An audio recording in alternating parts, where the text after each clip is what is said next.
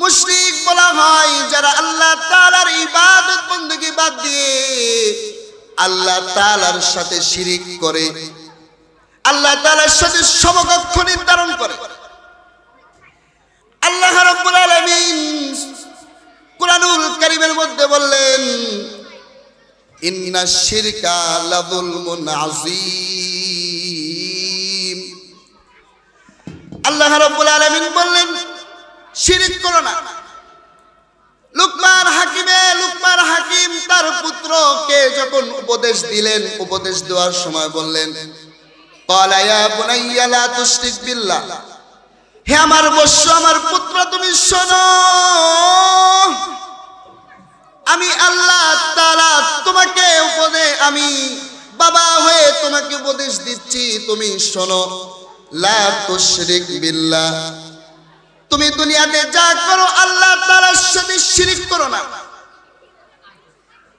কারণ যদি কোনো মনিবের যদি কোনো দাস মনিব তাকে খাওয়ায়, মনিব তাকে পয়সা দেয়, টাকা দেয়, সব কিছু খেয়াল রাখে, কিন্তু মনিবের নাফরমানি করে, তখন ওই মনিবের কথা বাদ দিয়ে আরেকজনের প্রশংসা করে, আরেকজনের কাজ করে, অথচ মনিবের খায়, মনিবের পরে, কিন্তু কাজ করে আরেকজনের।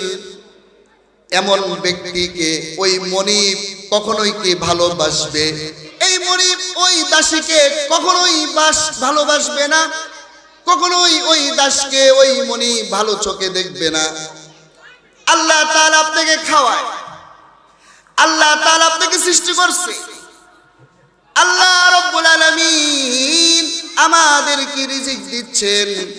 এজন্য যদি কোনো ব্যক্তি আল্লাহ তাআলাকে বাদ দিয়ে যদি কোনো অন্য যদি কোনো উপাস্যের পূজা করে,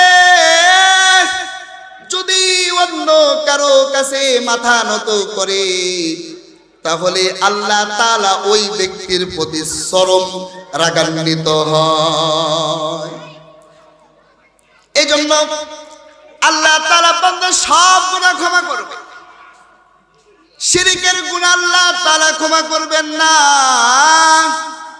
আল্লাহ রাব্বুল আলামিন কুরআনুল কারীমের মধ্যে স্পষ্ট ভাবে বলে দিয়েছেন, ইন্নাল্লাহা লা ইয়াগফিরু আন ইউশরাকা বিহি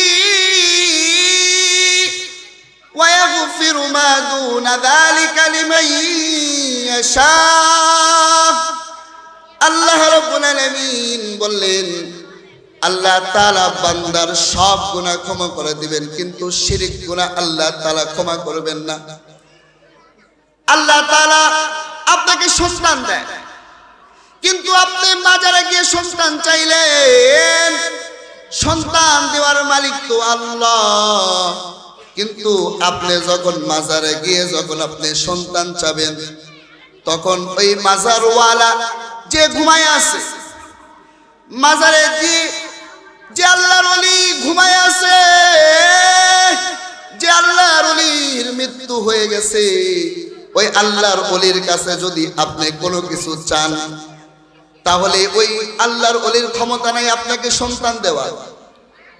আল্লাহ রাব্বুল আলামিন কোন আমল করলে বান্দার সন্তান হবে,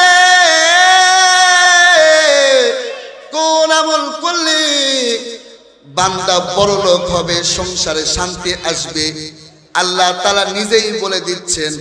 এই জন্য মাজারে গিয়ে সন্তান চাওয়ার দরকার নাই, মাজারে গিয়ে সেজদা দেওয়ার দরকার নাই, কারণ সন্তান দেওয়ার মালিক তো আল্লাহ।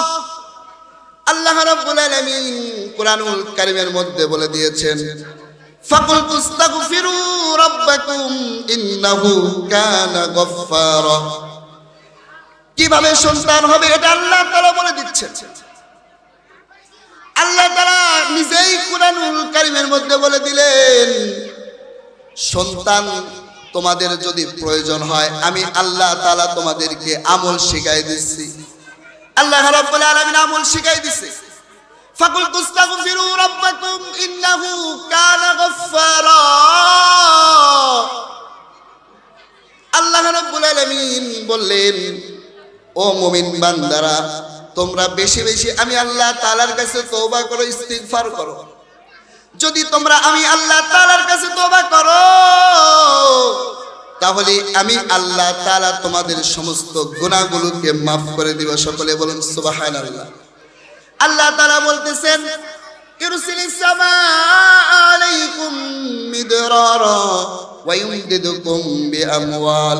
আল্লাহ তাআলা বলতেছেন, তোমরা যদি পেরেশানিতে থাকো, তোমাদের যদি রিজিকের সমস্যা হয়, তোমাদের যদি পেরেশান রিজিকের সমস্যা, অভাব অনটনে আছো, দুর্ভিক্ষে আছো, বৃষ্টি হয় না, তাহলে ইস্তিগফার করো। সন্তান হয় না, ইস্তিগফার করো। তাহলে আমি আল্লাহ তাআলা বৃষ্টি দেব, দুর্ভিক্ষ দূর করে দেব। আল্লাহ তাআলা সন্তান দেওয়ার ওয়াদা করলেন। আল্লাহ তাআলা বললেন, ওয়াইমদিদুকুম বিআমওয়ালিন ওয়া বানিনা। আল্লাহ তাআলা বললেন, তোমরা মাজারে গিয়ে মাজারওয়ালার কাছে সন্তান চাওয়ার দরকার নাই, মাজারওয়ালার কাছে ধন সম্পদ চাওয়ার দরকার নাই। তোমরা ইস্তিগফার করো, আমি আল্লাহ তাআলা তোমাদেরকে ধন সম্পদ বাড়ায় দেব। ইস্তিগফার করো, আমি আল্লাহ তাআলা তোমাদেরকে সন্তান দান করব। সকলে বলুন সুবহানাল্লাহ। এই জন্য মাজারে গিয়ে চাওয়ার দরকার নাই, মাজারে গিয়ে সিজদা দেওয়ার দরকার নাই। আল্লাহ তাআলা আপনাকে সন্তান দিবে, আল্লাহ তাআলা আপনাকে বড়লোক বানায় দিবে শুধুমাত্র ইস্তিগফারের আমল করলে। সকলে বলুন সুবহানাল্লাহ।